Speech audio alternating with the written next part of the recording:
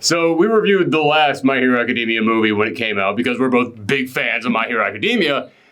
But with this one, it actually broke the top 5 at the box office this weekend. Wow. Yeah, that is stunning. So I have now seen a lot of like regular critics going out there and reviewing this, like the people who only review the big releases. Like they've now all been like, I don't even know what the hell this thing is, but number 4, okay, I'll go and see it. And I find that so hilarious because when we saw the first My Hero Academia movie, I believe I said, you know what?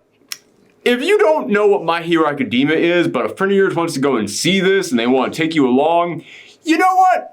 I think you'll understand. Like, I think you'll still get. Not with this one. Oh, if you do not know the show, or you have not read the manga even, stay away from this one. It's a great movie. I loved it, but I just find it so funny that with the movie that was like, you know what? I think you could understand. All the critics are like, I don't know what that anime stuff is. Stay away from me. With this one, this is the one they're actually checking out, and this is the one where if you don't know these characters and what has been going on in the show and all that, you are going to be completely lost. In fact, I have read the manga, and I'm all the way caught up on that. You have not read the manga, but you're all the way caught up on the show. Yes. And there were so many things in this movie that I kept looking at going, are you serious? Like, you know people haven't read the manga like I have. Like, you know people are just like watching the show and then going in this regular. There's so many things from the manga that they don't, I don't want to say spoil. Hello, phone. They reference? They kind of like lay the groundwork for stuff that's going to be coming out that's already out in the manga and will be soon be coming to the show.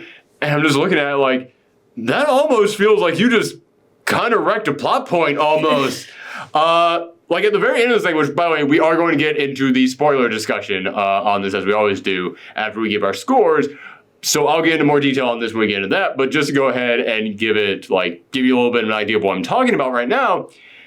At the end of this movie, as soon as it was over, I turned to you and said, so what do you think? You said, I don't really know how I feel about that ending. And I was like, yes, I understand what you're saying, but if you've read the manga, it actually does kind of make sense what happens there at the end. And that's kind of exactly what I'm talking about in here.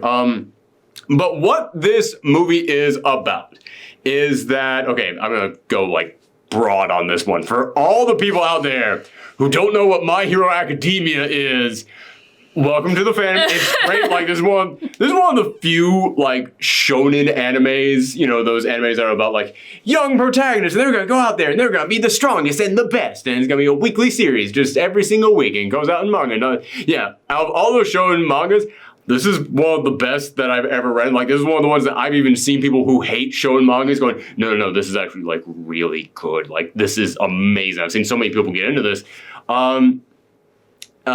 So if you have not checked out My Hero Academia, check it out. It's great.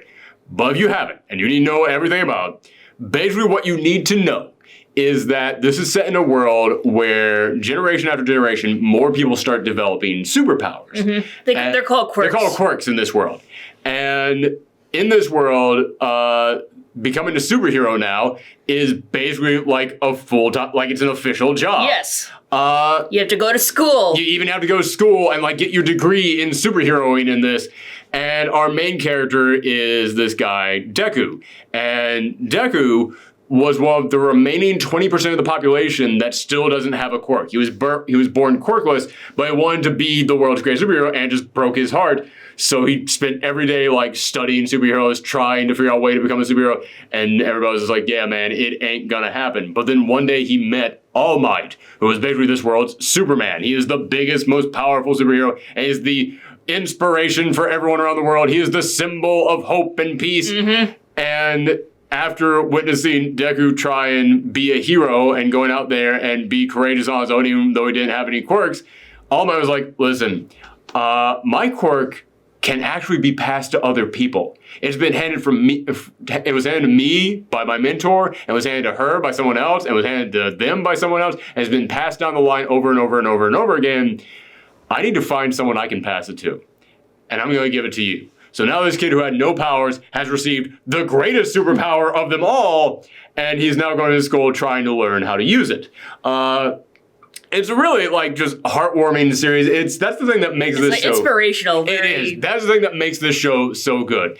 A lot of times people will say like something's like a manga or an anime is inspirational because, oh yeah, that guy was strong and powerful and he stood up to someone. That's not what this show is about. This show, yeah, it's got strong, powerful people standing up to people, but it lets you know at all times this is a show about hope. It is a show about standing up for what is right. It is a show about people going out there and just trying to do the best with whatever they can. Like, this isn't one of those series where, okay, this guy can fire an energy blast this big, so now that guy has to fire an energy blast that big, and that guy has to fire an even bigger energy blast. Like, no, some people have super strength, some people have energy blasts, some people have the ability to make things float, some people can run really fast. They get very creative with the quirks. It's honestly, for all the comic book fans out there who are watching this right now, the quirks in this world work like when Grant Morrison was writing X-Men. Because up until then, X-Men was like, okay, everybody's got a unique power that really kind of fits them. When Grant Morrison came on, there was like, yeah, everybody's got a unique power, but some of them are just weird. That guy's just got like a gelatinous body with a skeleton inside. I don't even know what his power is. Yeah, that's kind of what the quirks are in this world. Some people just have weird powers. There's somebody in the show who just has the power of a frog. That's it. And she's amazing. But this show, it's about like, yeah, and they're all going to go out there and try and do their best. They're going to go out there and try and be the best that they possibly can. And it's just such a genuine show. It's so full of heart. And that's what makes it special. It's weird that it really kind of captures what I love about superheroes better than almost any American comic does. But what happens in this movie is that all the students, they have to go on a mission. Well, only the 1A class. Yeah, class 1A. Yeah. But that's, when I say all the students, that's what matters. Like, yeah. I'm not getting into class 1B, although I really love class 1B. Just the second runs of all the best heroes. The main class that we follow, class 1A, they are given this mission. There is an island where they only had like one superhero on that island, and he retired, so they have to find a new person to go there and be the resident superhero. But it's an island where like nothing happens, so like, you know what? We're gonna send you over there. And this will be like your train mission. Yeah. No teachers are coming along with you because yeah, it's an island where nothing freaking happens. You're gonna be fine. You just have to run things there, and this will be your test to see how well you can operate without supervision. Like, you know what? That actually makes sense. Yeah. You can totally see it. And when you see them on this island, you understand why they would leave a bunch of kids, like, to be in charge of all this. The emergencies they run into are like, oh, old man Jigen's tractor broke down again. Oh, this old lady broke her hip again. She needs to get to the market, so we need someone to carry her there. That's like, yeah, someone lost their dog. Someone lost their dog again. That's basically what it is. And watching them go out there and try and be heroes in this world, it's like, in this little island, it's really charming, it's really sweet. But you know it ain't gonna go down like that. Nope. It's revealed that there is a villain who he has the ability to take other people's quirks. Now I'm going to reveal there's a little bit of a backstory there. For anybody who knows the show, you're like, take people's quirks. That's what All for One's power was, and he was the biggest bad guy of them all. Is he in some way connected to that? I ain't getting into the spoilers on that one, but kind of. I will leave it at that. He is trying to get this last quirk, like, because I believe his name is 9 because he's allowed to he's allowed to absorb like 9 different powers. Which I'll go ahead and say, like, one of my complaints is that his name is 9 because it can hold up to 9 powers, and I was going like, this one, this one, this one, this one, this one, this. Wait. What? Like, yeah, I was counting them along in my head. I was like, we haven't gotten to 9 in this. It was very odd. Like, that's just so weird to me that it's kind of implied, like, yeah, he's got 8 powers right now, and he needs that last one to complete them all. I didn't see 8 powers. Like, I counted up to like 6. You got like 2 left in there that I'm just, yeah. Maybe I missed them. Maybe they're ones that were like really close to each other, so they seem like the same thing. I don't know. It kind of drove me a little bit nuts there, but that was like a small low critique.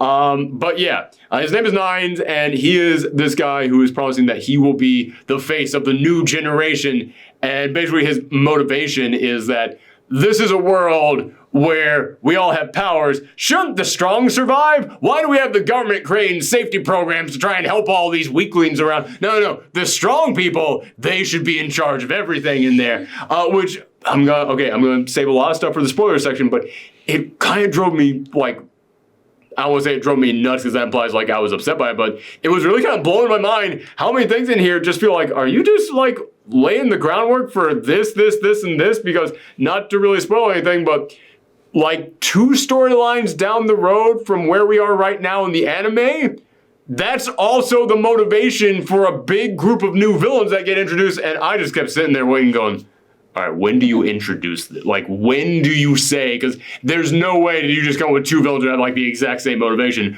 When do you link them? And there is no actual link. Like, I was expecting that to be like the post-credit stinger. Like, they just say like, yes, well, that member of our team was eliminated, but now we will go and do this. Like, no, they didn't do that. So I'm wondering if when they get to it in the anime, if they actually will address this guy, because it's so weird. They have almost like, it's not exactly the same, but it's 90% the same motivation. But yeah, his power, it holds all these abilities, but he's so strong that his body is kind of breaking down. Yeah. So he needs to find this one last quirk that will be able to heal him, make him so he can contain all these powers. And he ends up finding this guy who has the power, but he goes, oh shoot, that power doesn't actually work on me. Okay. He has a kid, and quirks are passed down in this world through genetics. So if your parent has a quirk, odds are you have that same quirk. And usually, like, younger generations have stronger they have stronger quirks, or they have, like, weird variations on the quirk. A lot of the times because 2 parents will pass on both their quirks to a kid. So it'll create, like, some new breed of superhuman in there. And then you find some interesting stuff to do with that. Like, Bakugo, I always found it humorous.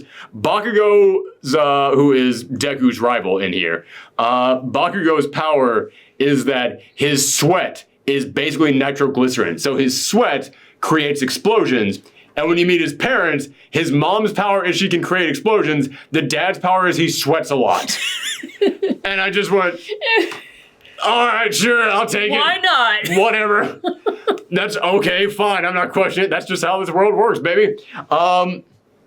Which I love his parents so much. It's one of those things where as soon as you meet his parents, you just go, oh, there's no other way you would have turned out. That's exactly how you were going to turn out. So his son, the guy who now had the kid who's going to have the quirk that 9 needs to get, is on this island. So 9 now comes to the island, and the students of 1A have to fight them off. And that's basically the premise of this. Yeah, it's not 9, but like he has like a little... He's got his own like a team. Small group. He's got his team. Yeah, he's got his Ginyu Force in there. Which I found it interesting that I think they were all supposed to be based around monsters, because one of them is literally called Mummy. Yeah. And his power is he wraps stuff in bandages. And one of them is also Chimera, and he is just like a mix of like all these animals. He looks like a werewolf on his own, but then he can turn into other animals too. And then there's another one in there who she's, I think, supposed to be like Medusa, which granted there is a Marvel character called Medusa, and her power is she can control her hair, and she has red hair, and she wears like a purple outfit. This is a red-haired, purple outfit-wearing lady who can control her hair. And I just kept looking at her going, I see what you did. You might not have done it on purpose, but you did it.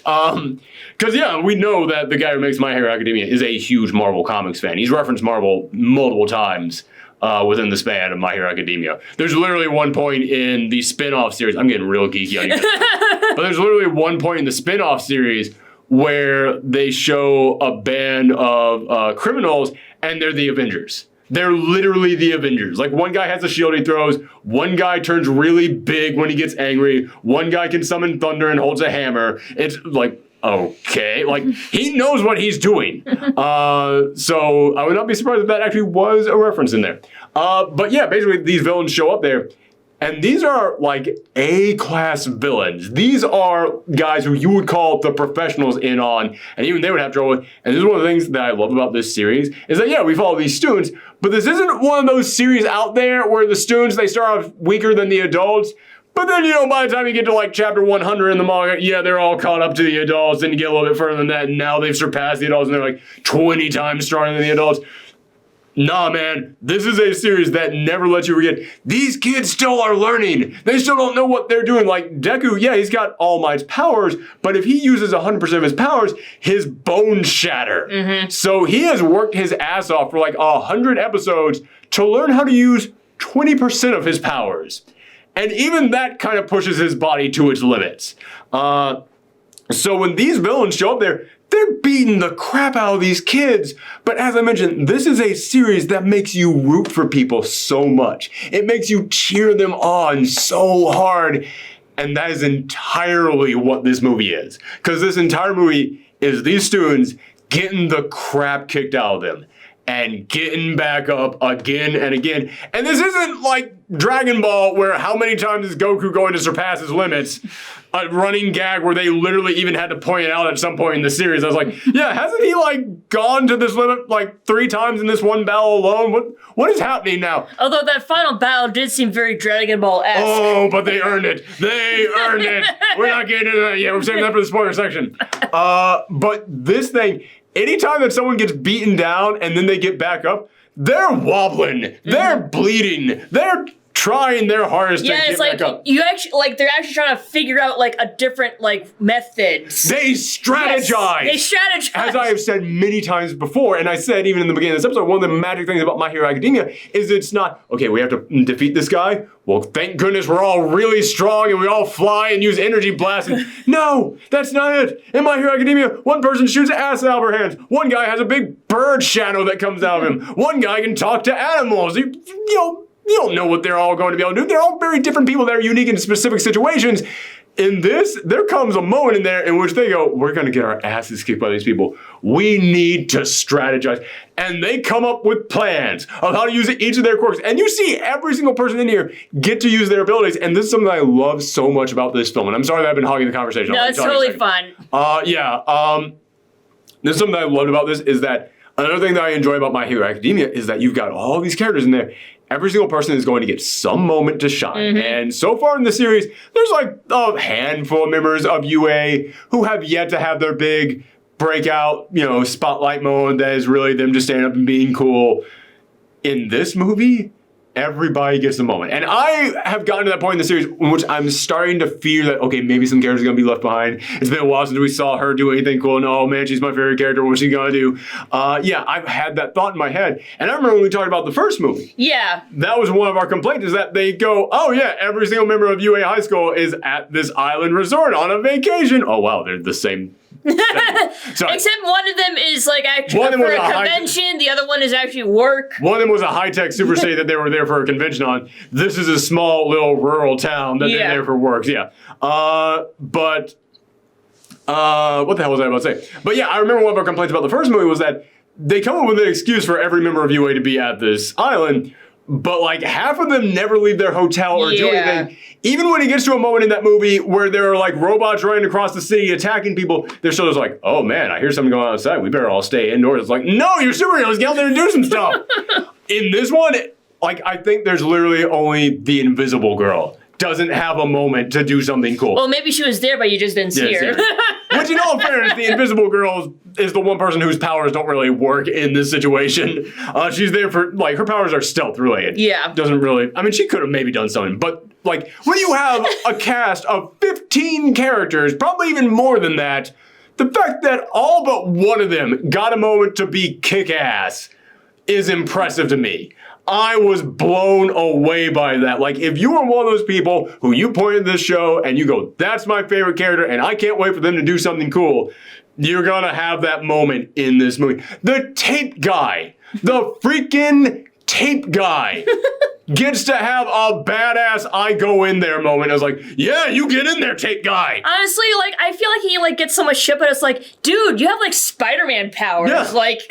Yeah, exactly. I was really happy with this. And when it began, again, in the beginning of this, it was basically them all getting their asses kicked and waiting for Deku or Bakugo to show up and say that. I was like, don't do that, man. But then I said, they strategize. They get in there, and then after that is that guy gets a moment. She gets a moment. He gets a moment. She gets a moment. Grape Guy's here too. All right, fine. Grape Guy's here. Well, then she gets a moment. And he, this moment. Well, even Grape Guy, was actually kicked ass. I know, it wasn't as sleazy as he normally is in the anime. I know, but you have to hate Grape Guy. It's one of the rules of My Hero Academia. You have to hate the grape.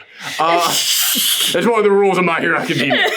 But I will admit he does have all right, Grape Guy's kicking some ass in here too. All right, you go, man. I was really impressed by this. Like, and again, it's not like when I say go in there, I don't necessarily mean like, yeah, they get a punch in there. No, I mean like they have a moment in there. Like there's one guy, I'm not gonna say who it is, but like I said, the entire point of this is they're trying to protect these kids.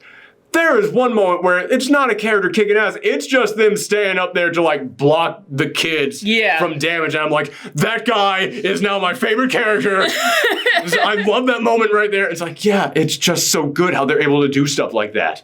I love it. And I gotta say, the relationship between the kid, because there's a son and a daughter. Yeah. And the daughter hates heroes. It's hinted at heavily why she hates heroes, but it's never, I think, flat out said. But the son's like just grew up with a daughter smack talking heroes her his entire life. He doesn't really know what heroes are, and well, I mean, he knows it. But it's like I'm sorry. He is a fan. He is a fan because he's got like a clip of like the ninja guy, and he's like, yeah, I think heroes are cool, but my sister doesn't think heroes are cool.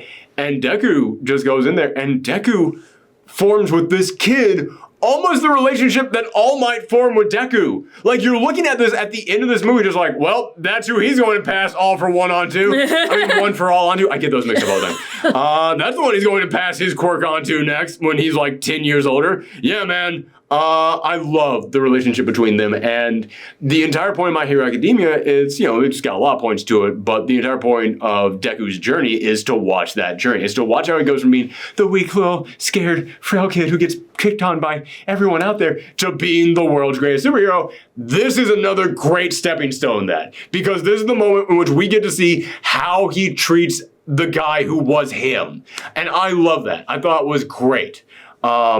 Anything you want to say? Because I know I've been hogging this conversation. Well, a lot of things I want to discuss are kind of like in the spoiler territory. Yeah.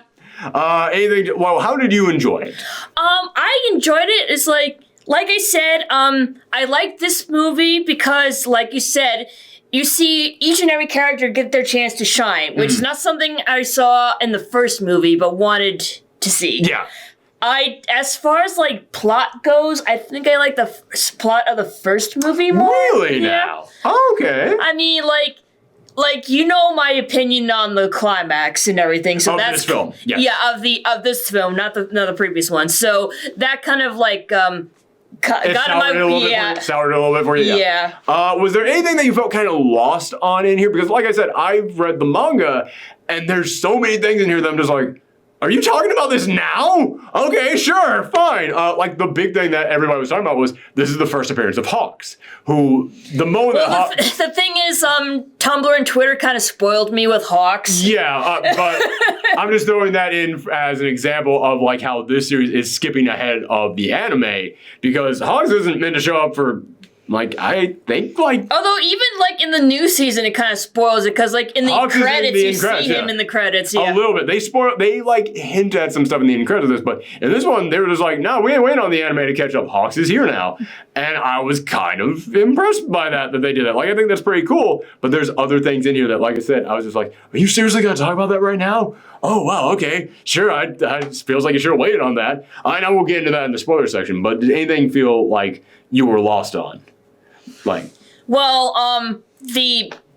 guess, like, the 9 as a character, but it's like they kind of like gave his like backstory. They gave his backstory, and he's created entirely for this. Yeah, that's kind of what I figured. I figured it was like, oh, he's like one of those one-off villains that were like specifically made for the movie. Yeah, and the thing is, like, I wasn't sure like how much of the movie is going to be tied into like the series or anything, because like I said before, there are some like anime series with like a movie that does nothing to do with the overall plot or anything. Yeah, for anybody out there who is a big anime fan, you know what we're talking about. Like Dragon Ball had, I think it had like 12 movies or something, and only like 2 of them could possibly have like 4 of them. No, 3. Sorry. I'm not doing that as a joke. I'm literally counting them in my head. Like, literally only 3 of them could possibly have happened within the continuity of the series. Like, only 3 of them could actually have happened. Yeah, so a lot of series do that. This one, it very clearly is like, no, it happens at this exact time in the show. Like, it fits in there perfectly, and I really enjoyed that part of it. Which is a small thing, but I did actually appreciate that they did that. Yeah, I really do enjoy how the My Hero Academia movies actually do kind of feel like they fit actually within the world. They don't feel like they're going off in like some weird new direction. But I will say, I have often said that when it comes to movies based around shonen series, like those ongoing series, the movies should kind of exist to be fanfic.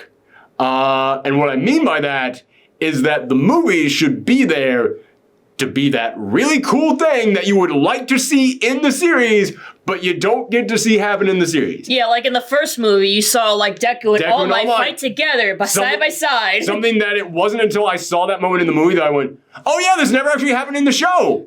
And now it can't happen in the show. But it feels like it probably should happen. And then the movie went in and went, we got you, dog. Don't worry. We're going to have that happen right now.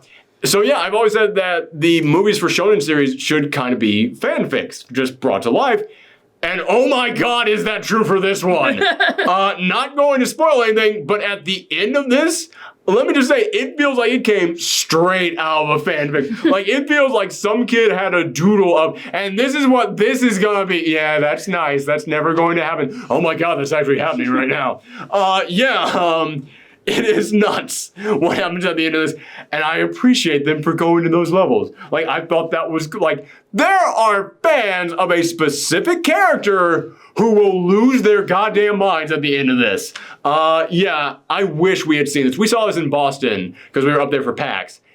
Boston, your audiences are so polite.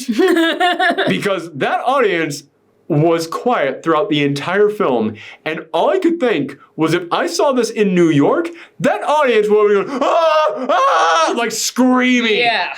And I kind of want to go and see it again because I feel like the moments at the end of this film need that reaction. It felt like I wanted to stand up and go, are none of you going to applaud this?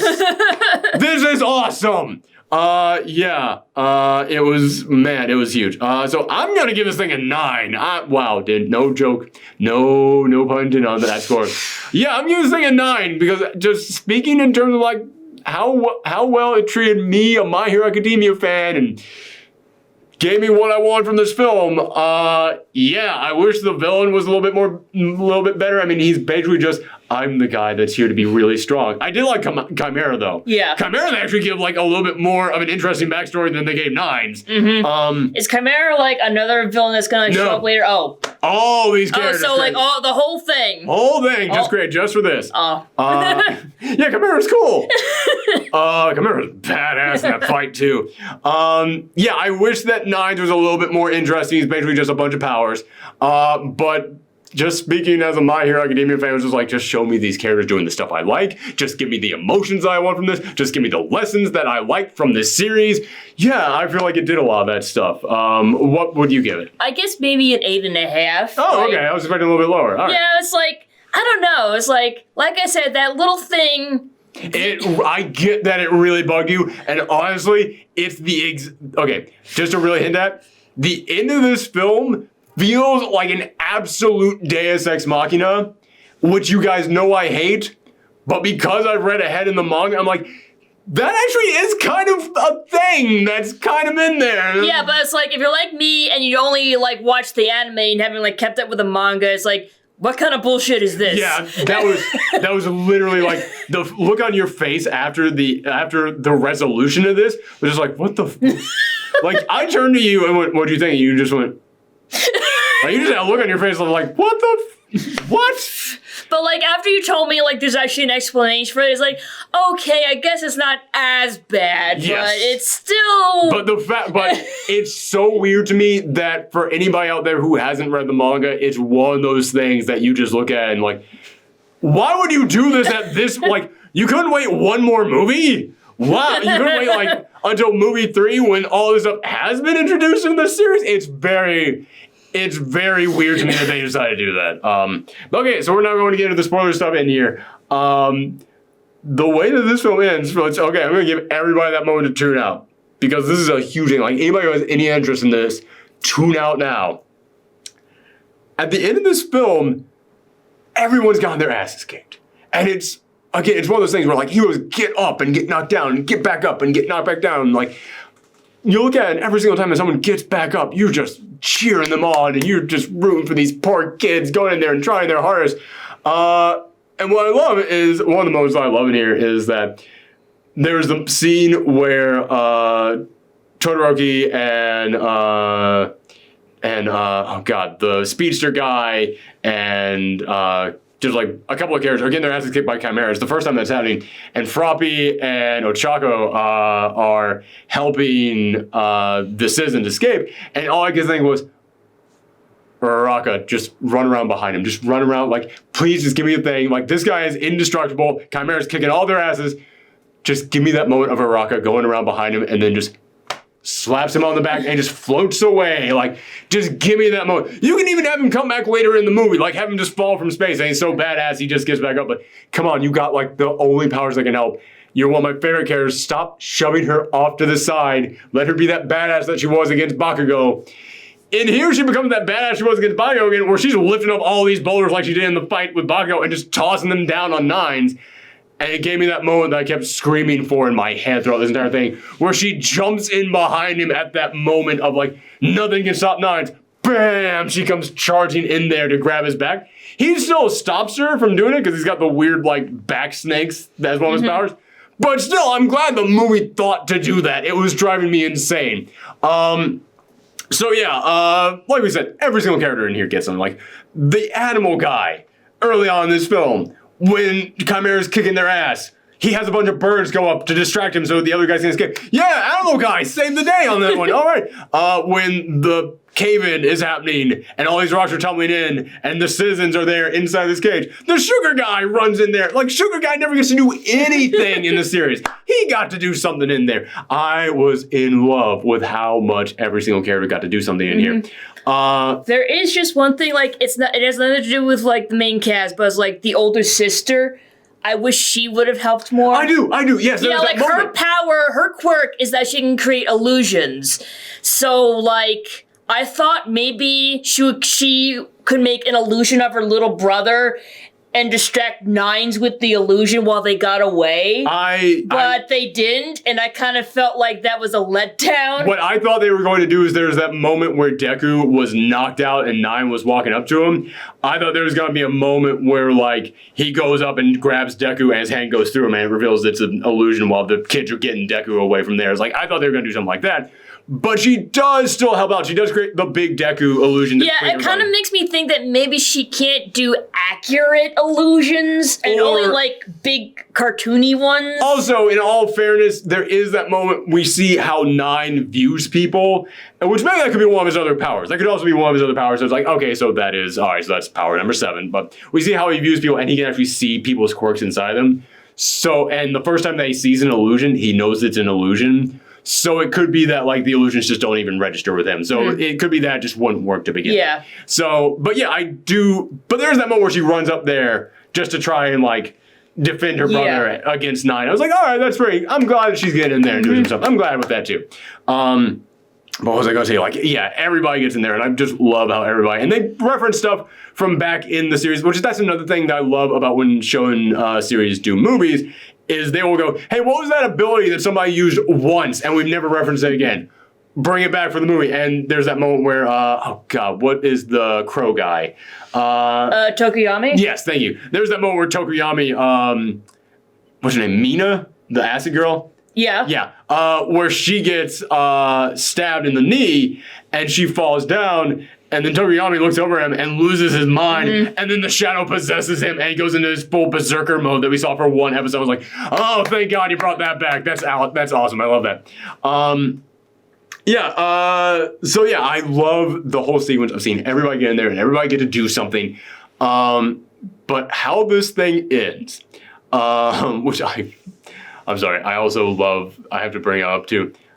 I love that the electric kid, there's a moment in which it looks like Deku and Bakugo are wiped out by a big electric blast, and then they show up to save the day again, and he goes like, I annihilated you with that electricity. And he goes, yeah, we used that electric idiot to be able to be a lightning rod. And then it cuts back to him like, oh, he's just completely fried.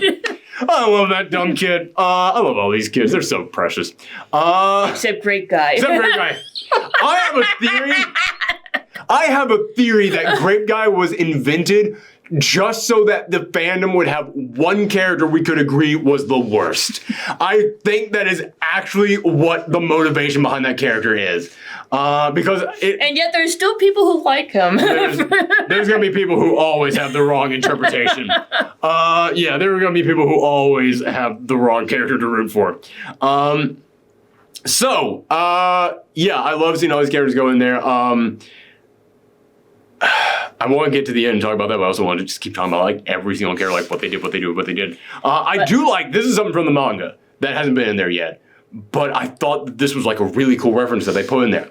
Todoroki, they're trying to figure out a way to take out Chimera, and Chimera is now in his ultimate form, like just big juggernaut, nothing can stop mode.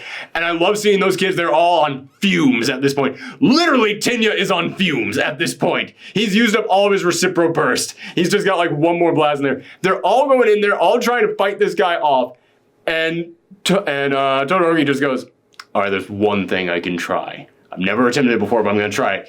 That's something coming up from in the manga. Like, you get that flash of his dad going, in order to use this ability, you have to make your body go to its highest temperature absolutely possible and concentrate all into one blast.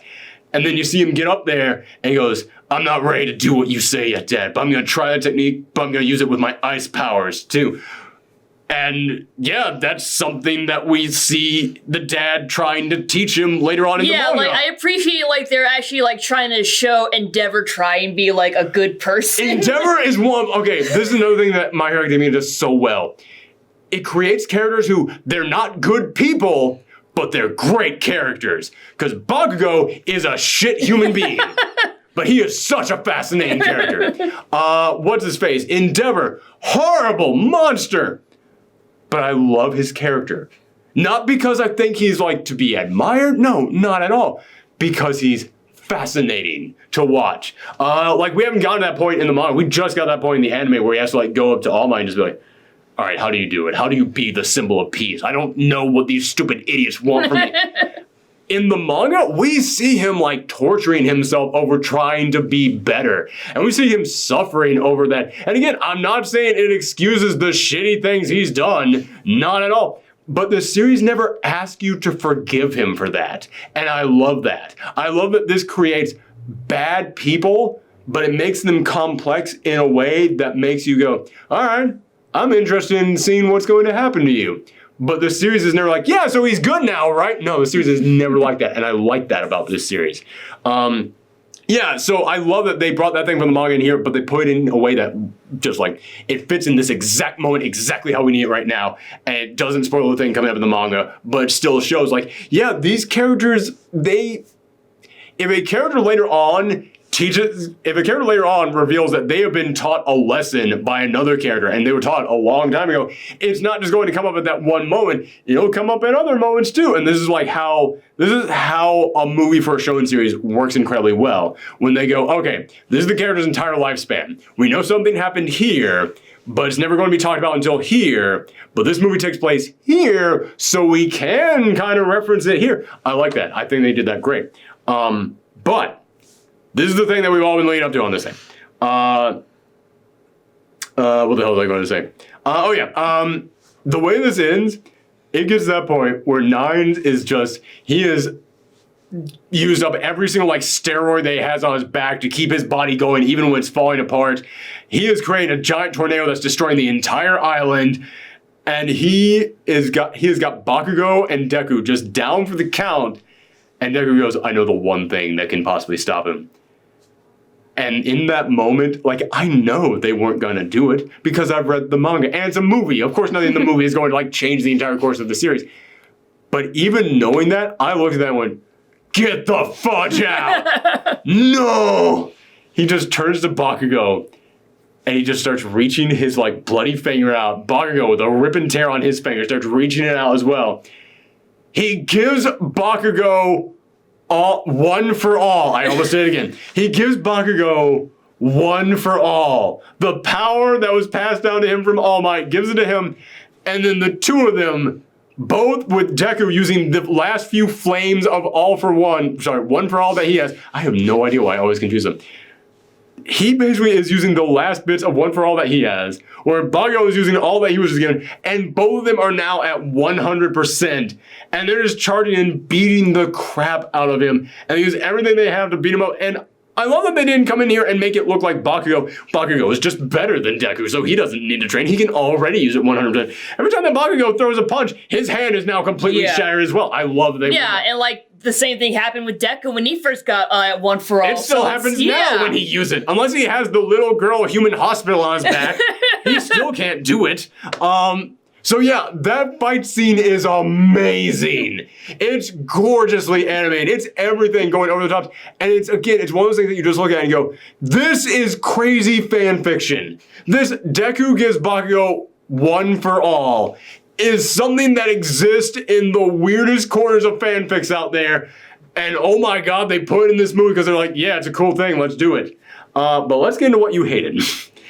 Well, I did think that was kind of weird. I did not expect that. But yeah, then after the fight, I kept thinking, how on earth are they going to put that genie back in the bottle? How are they going to do that? At the end for it, you see the two of them there just like laid out, and then all the adult teachers come in after the fight is over, and then you see All Might going up to the kid, going up to Deku, just like, I can't believe you gave him this power. It's like, it's what you would have done. It's what a hero would have done. It's like, God, this stupid kid, he's so, this little kid.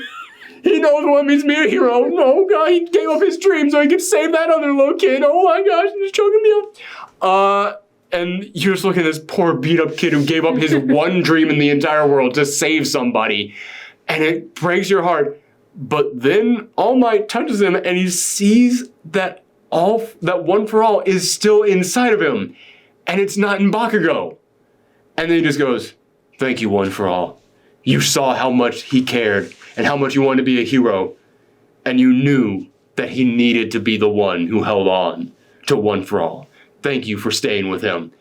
And you, at that moment, like, when I asked you afterwards about that, you just went, what the fuck was that? What?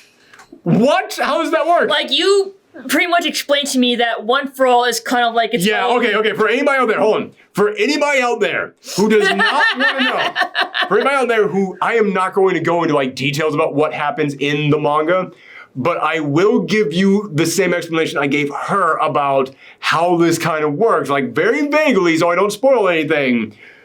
But if you don't want even that, tune out now.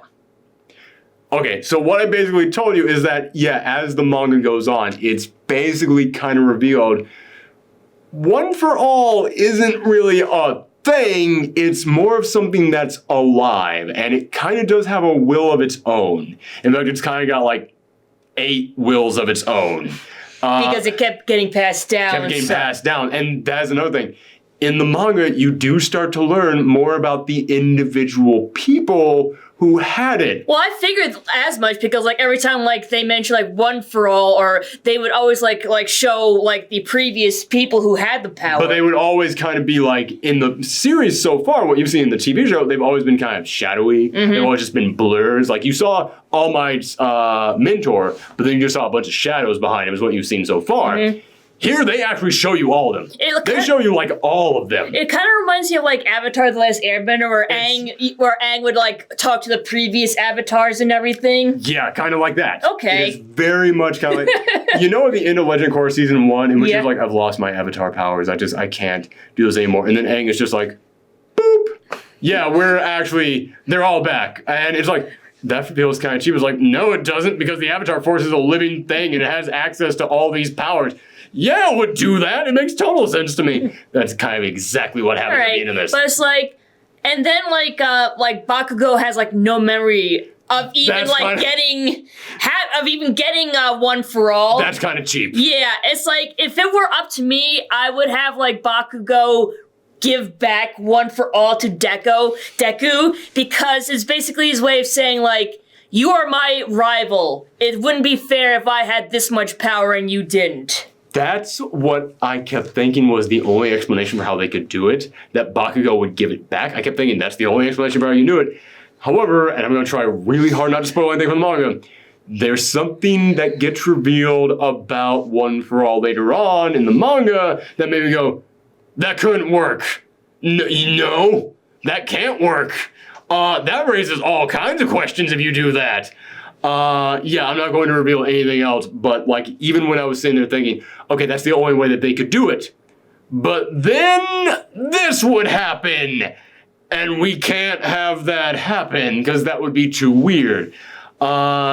Yeah, I'm not going to reveal. I'm not going to reveal it, but let me just say there is a huge problem with that idea, but only if you've read the manga. So, other things that I've been talking about in the manga, like I said, the motivation behind 9 is pretty much the exact motivation of this new villain group that gets introduced later on. Yeah, like they show like a scientist who looks just like Dr. Robotnik, and He looks even more like another character you've seen in the show already. Not going to spoil it, but yeah, that's another thing, that this was the first appearance of Hawks, but it was also the first appearance of the scientist that works with the League of Villains. And that's a guy who, in like the next storyline, is about to be a big deal. He's about to become a big deal in that scene. And I was just shocked. I was like, wow, this is the first time, kind of, that this character has been revealed. Yeah, I thought that was pretty cool. Especially because like what they do with 9 is that they give him all for one's powers, because this is the guy who makes the Nimus. And it's revealed that the Nimus are basically just cadavers that they've learned how to put other people's quirks into. I don't know if that's been revealed in the series yet, but that's not that big of a reveal. You can basically tell that's what they are if you've been following the series. Mm-hmm. And he says like, yes, you're the perfect candidate to inherit all for one's powers. I was like, oh, so you're just revealing that that's what your job is on the team. Okay, sure. It did kind of drive me a little bit nuts, though, that they kept hyping up, this is Hawk's first appearance, right? Hawks is making his debut on the scene. Hawks doesn't really do anything in this. But I still enjoyed him whenever he was on the screen. He's cool. Like, dude, he's one of those guys that as soon as I saw him, I was just like, you are a fan favorite. Everybody's gonna love you.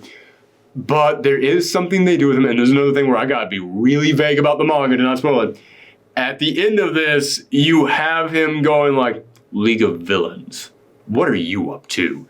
And I went, okay, that kind of spoils what was going to be a big reveal in the series. All right, sure, I guess you want to get that out of the way right now. I don't know, it didn't really feel like a spoiler to me, because you don't know what I'm talking about. That's fair enough, but it's like the League of Villains are like always up to something, so... For anybody who hasn't read the manga, I'll go ahead and say it right now. Hawks, later on, gets shown in the manga. Tune out now, I'm not kidding, tune out now.